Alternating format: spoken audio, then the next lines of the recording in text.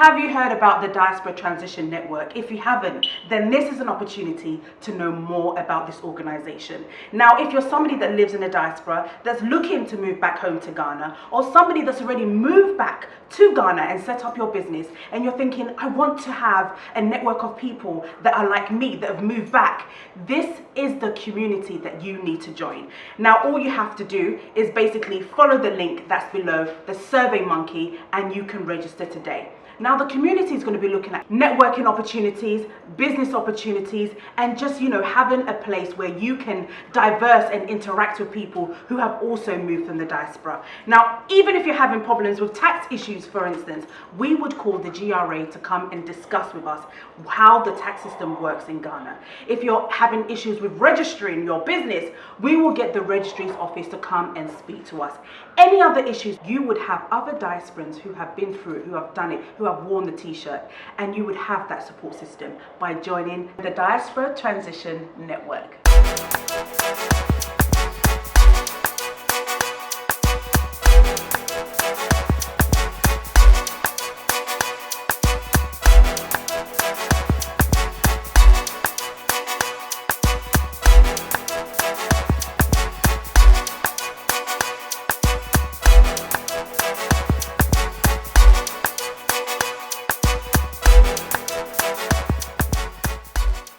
Diaspora Transition, when are you planning on moving to Ghana? And this show is a conversation where we'll be having with people from the diaspora who have moved back so that they can share their stories to you, right? So you can see how they managed to settle, how they got their house, how they've, made friends and all of that, and how they've been able to set up their business.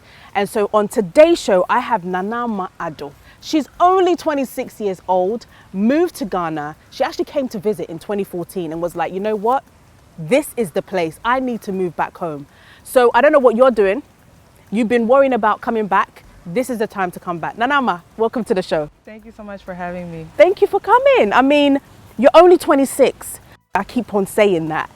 We usually get the older generation coming to have their pension in Ghana. Mm-hmm. But now we see an influx of younger people coming to Ghana. Why do you think that is? I think that the creative economy in Ghana is really, really developing right now. I also think that the many needs in Ghana provides a great foundation for entrepreneurship. So there are many needs to be filled, and entrepreneurs of the African diaspora really can come here and thrive. I also think some young people are a little bit getting tired of the racism in the US, fearing for their lives, especially the Black men. So here we can exist and follow our dreams and our passions without, threats to our lives. Yeah, but you were in the US. Where were you based in the US? I was based in Philadelphia. Philly. You were in Philly. So you only managed to come to Ghana in 2014. What happened to the rest of the years? Well, growing up, my mom and my dad, they were not together. Okay. And I would say, your mom is Ghanaian and your dad is African American. My dad is Ghanaian. Your dad is Ghanaian and your mom is? Right, my mom is African American. Okay.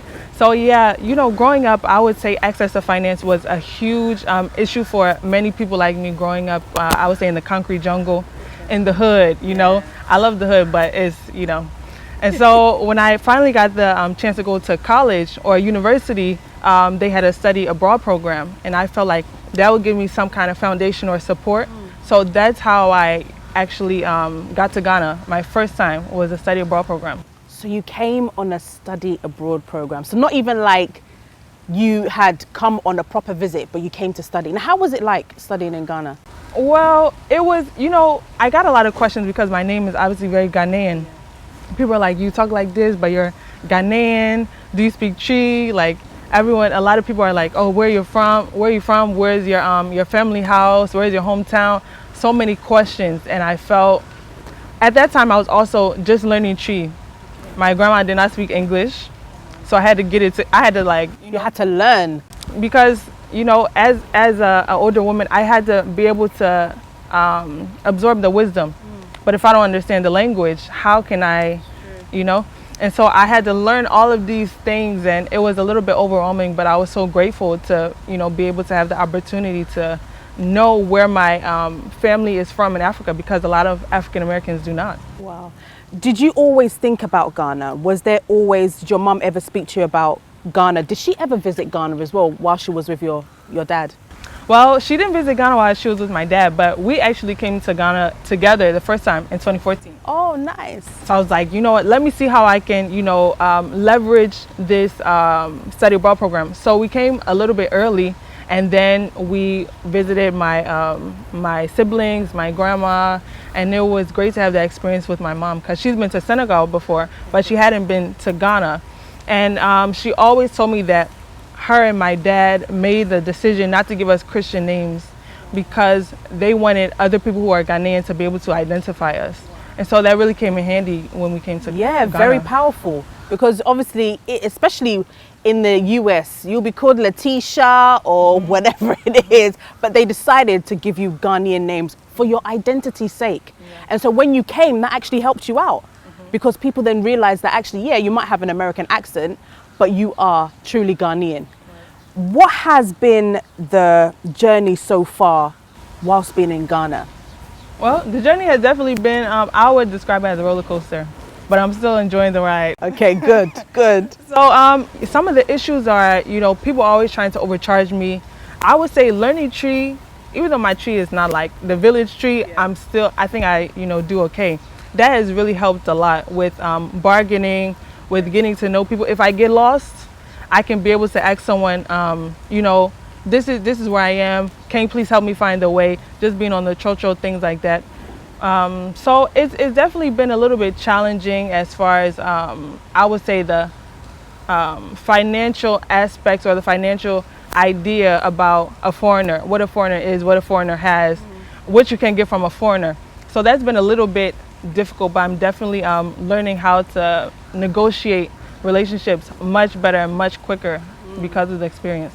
So you said you've learned a little bit of Chi. Can I hear your Chi and how it sounds like? Okay. Your friend was saying, oh, we're from Nanama. Ufri Ifa. Ufri Ebri. Ufri Ebri. Wako Ebrida. You. Hey, you're doing good. Medasi. Say a kase, what we a diaspora now? What does that mean to you? Okay, diasporan name be. Let me speak the English. Diasporan ye nipana like first or Ghana and or baby ewo area say. Na oko abrochiri and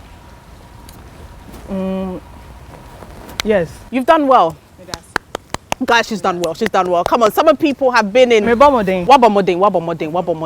So Wabomoding. So starting up your business. Okay, how was that? And tell us about the business that you're currently doing. Starting up currently I'm a storyteller of all sorts. So I do writing. My first occupation is a journalist. I also write for my brand, Asiedua's Imprint. I started to do some music. Oh wow. I also did a short film. I dance as well. Okay. So right now I'm finding different ways to leverage my passions to create economy for myself and those around me. Okay. So are you making money? Have you started making money from what you're doing in Ghana? Yeah, I definitely am making money from what I do in Ghana. There are a lot of creatives or let's say artisans in Ghana that it really helps to collaborate with.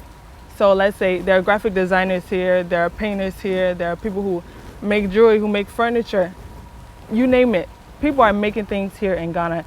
And with the talents that I have, I definitely always try to meet people and see how we can work together to create a product or create an event or create a service that will bring more people to Ghana, but also, let's say, level up or upgrade the financial status of both parties. You mentioned about bringing more people to Ghana, and that's the diasporans, right? How can us, the diasporans, make a huge impact, right, in Ghana, working with Ghanaians?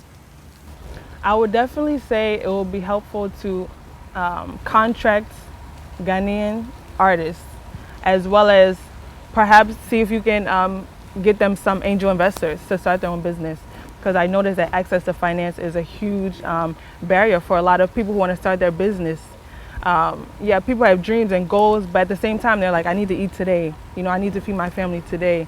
I need to have the transportation to go to work. And so their passions are kind of on the back burner. But if more people had access to finance or capital through angel investors, through collaboration, or even through partnerships, that would accelerate the process of the economy that's growing in Ghana.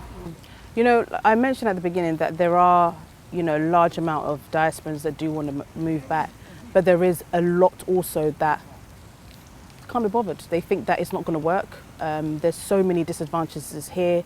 What would you say to them? I would say in Ghana, people are less likely to kill you because you're black. And also that there are so many opportunities for people of the diaspora to thrive in Ghana. So they should really take the leap, take the chance, even just try visiting the country. Some people think that, you know, like I said earlier, access to finance is a huge issue for people, let's say, in the hood or in urban areas.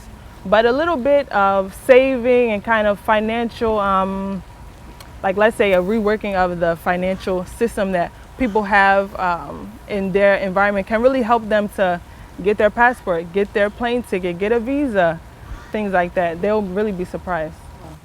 Do you think that there's more financial freedom in Ghana than the diaspora? Because you mentioned at the beginning that your family didn't have money to really do a trip to Ghana. It was a student opportunity that came up that allowed you to come. Do you think that when you're in that type of space, in the hood as you call it, that is more harder for you to have liquid finance to be able to do things that you want to do? Do you think that Ghana is better in terms of that financial freedom? Well, I think ideas of financial freedom start in the home. I think it starts in the home first and foremost. But I would say a difference is the environment in Ghana is there's less noise in Ghana. So you can think about your hustle, more. And I do feel like, let's say people who are, a lot of people in urban areas are not worrying about traveling. They're worrying about if they have Gucci, if they have Louis, if they have Uggs. No shade. You know, everyone has, you know, their kind of, the things that they like to do. But I think that travel is kind of, especially travel to Africa, is seen as a huge or insurmountable charge. But what is it? Little by little, we will climb the tree or something like that.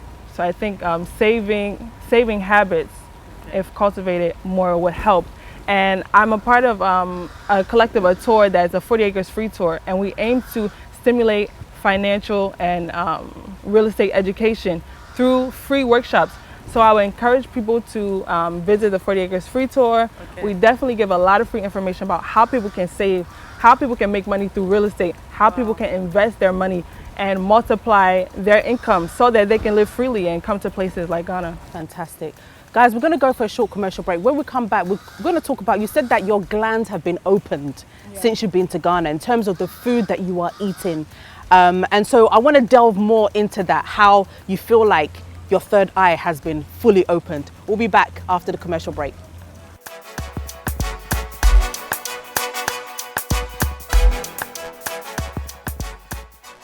Imperial Homes Ghana in Great Britain has carved a niche for itself within the real estate industry as the premier provider of luxury homes in Ghana and England, with a mission to provide safe, good value, modern housing and personalized estate management services to its clients and customers.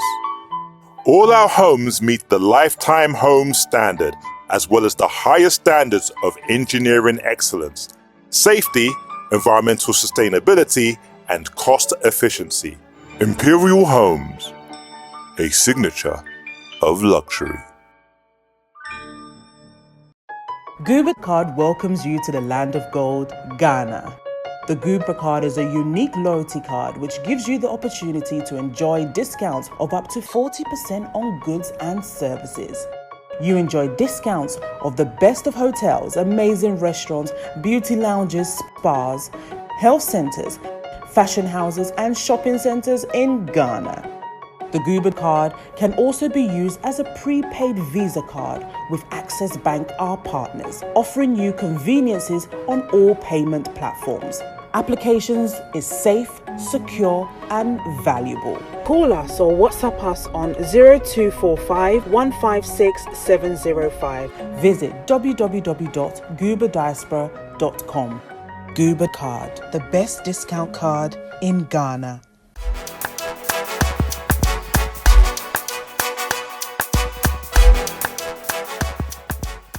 I'm still with Ama Addo, and the conversation is still on diaspora transition. Ama says that, since she's been in Ghana, when she arrived in Ghana, she felt like the natural food that she was eating opened up her third eye. Tell us more about that.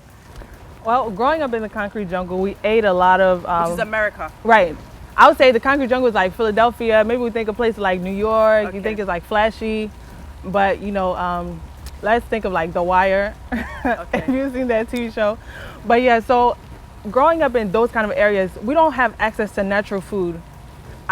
Before I came to Ghana, I've never seen a chicken be killed. Never seen a goat be killed. So that can tell you, like, I've never really had a close relationship with live food. Okay. So coming to Ghana and really eating food that comes straight out the ground, that has less preservatives, has definitely elevated my spiritual journey. I've been able to get closer to God, channel communication with God more clearly, because all of these foods that have GMO and pesticides and things like that in them, it calcifies the pineal gland, or that's what I believe. Okay. And so once I was able to come to Ghana and eat the fruits, eat the tubers, the ITAL food, I was able to kind of have a holistic, or let's say nutritional revolution. Wow, that's amazing.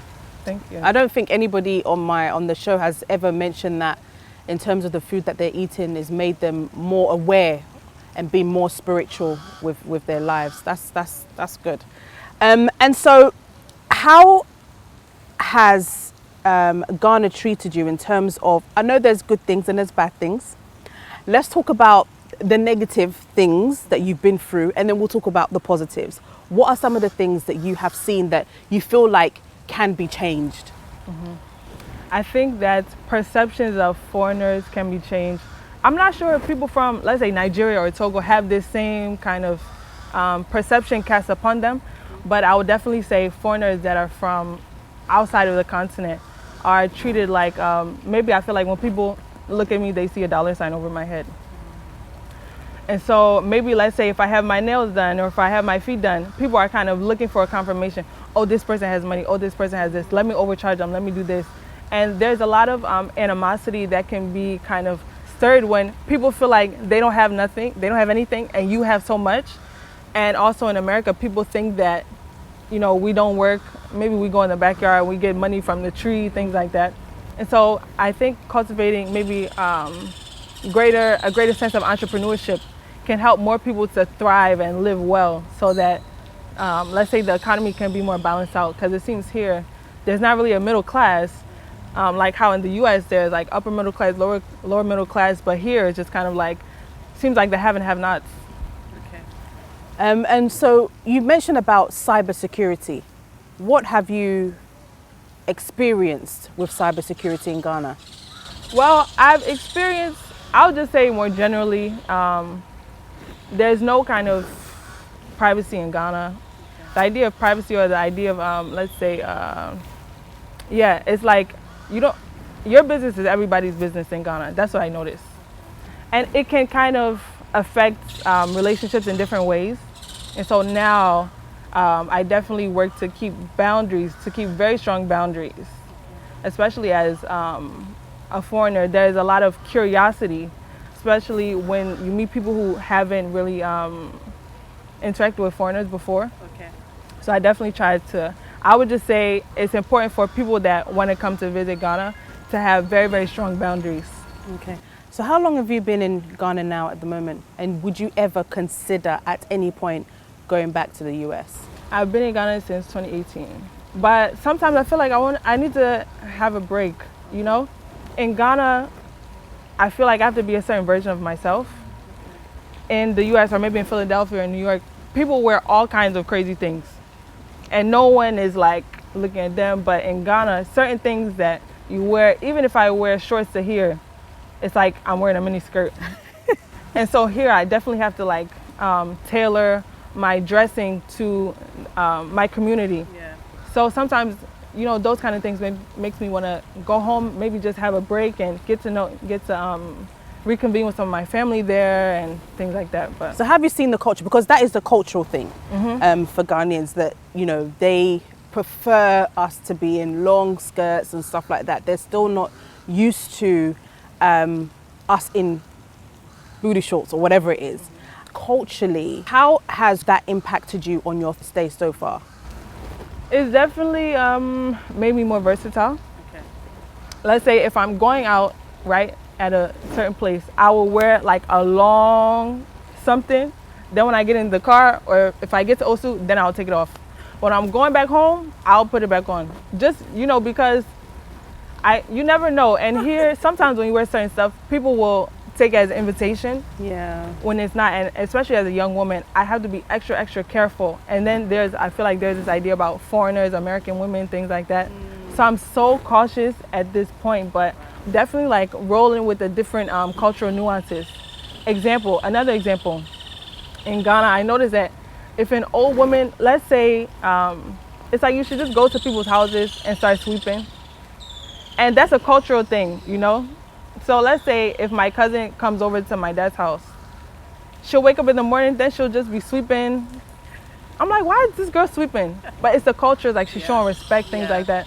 So I'm observing and always kind of adapting to the space. Yeah, but I think it's definitely a cultural thing, and I think it's more of a respect. That's the uncle, let me help out in the house and stuff like that. So are you finding yourself doing that as well? Are you sweeping the house?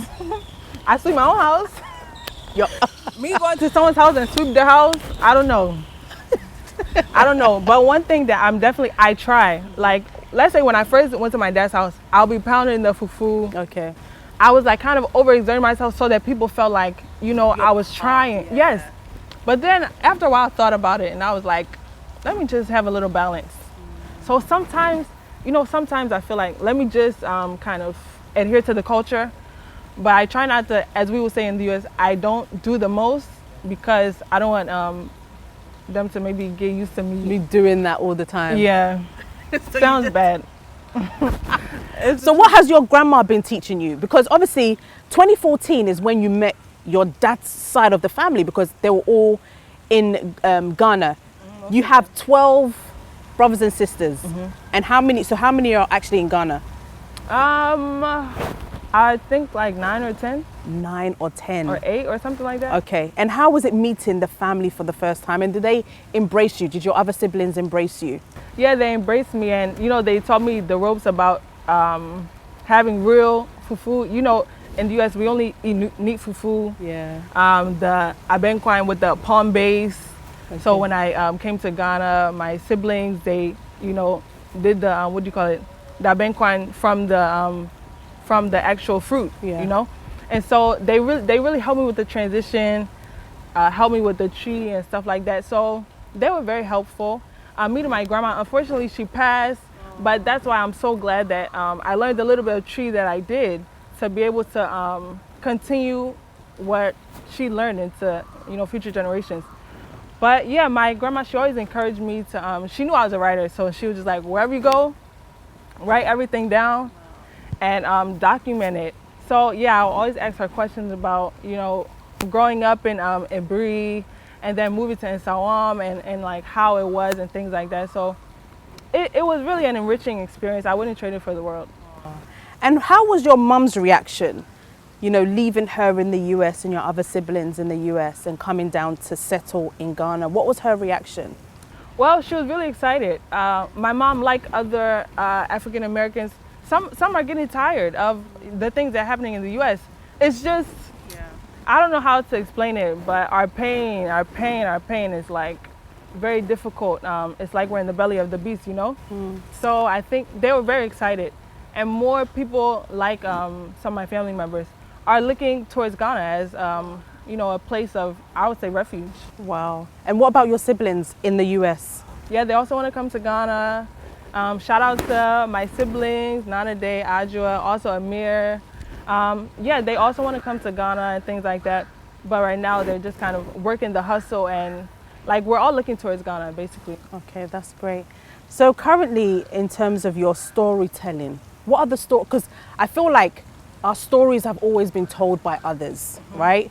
And now is a real opportunity for us to share our own stories. How important do you think it is for us to be sharing our own stories and getting it to the right people to hear the stories? It's very important because I think there's a level of authenticity that can only be translated through living experience.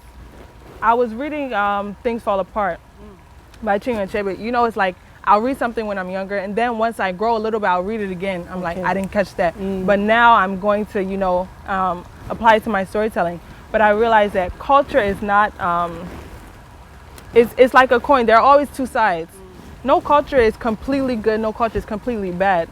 But once we're able to tell our own stories, I think that we can, from our experience, paint a holistic picture of where we are in society, what things we can improve on, and what's going well, so that we can kind of continue the process of decolonization. Absolutely.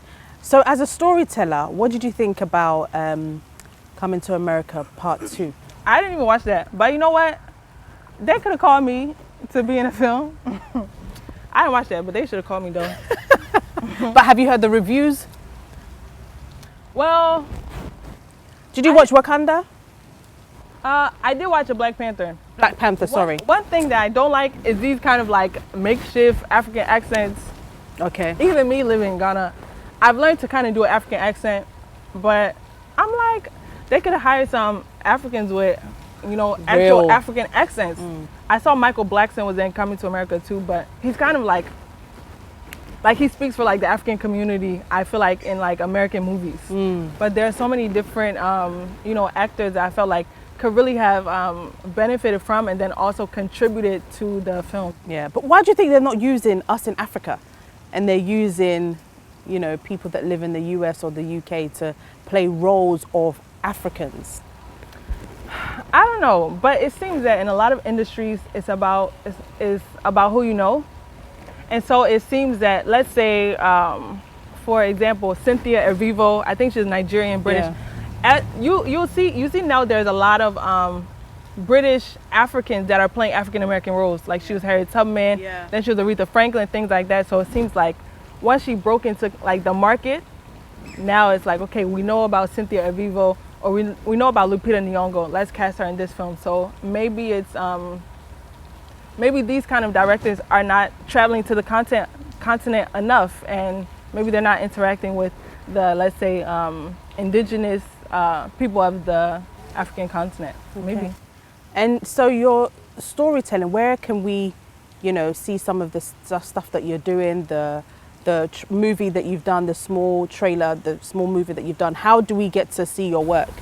Okay, everyone can connect with my agency, Asiedua's Imprint, at asieduasimprint.blog. I'll just spell it for all of the, you know, people out there. That's ASIEDUASIMPRINT.BLOG.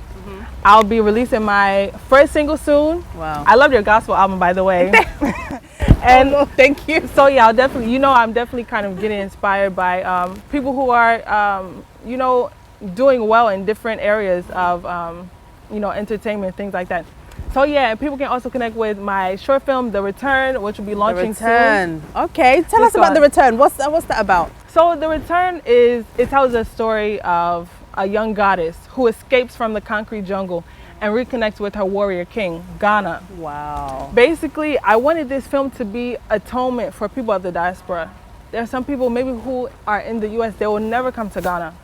But through the film, I hope that they will be able to travel and kind of atone for the pain of their ancestors. Wow, that's amazing. So where can we find the movie? Well, the film will be released soon, but I'm on social media at Asiedua's_imprint. I'll be posting updates on my Instagram, Facebook, also at Asiedua's Imprint, and my website.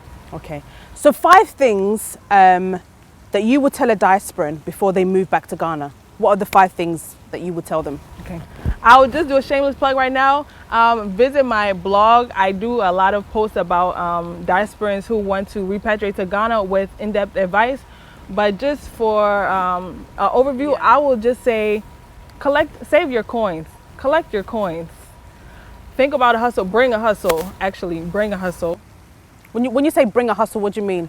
Bring a business idea. Okay. I feel like in Ghana, if you have a great business idea and the ability to build positive relationships, you can really do well. Another thing is to connect with Ghanaians, maybe that are around them.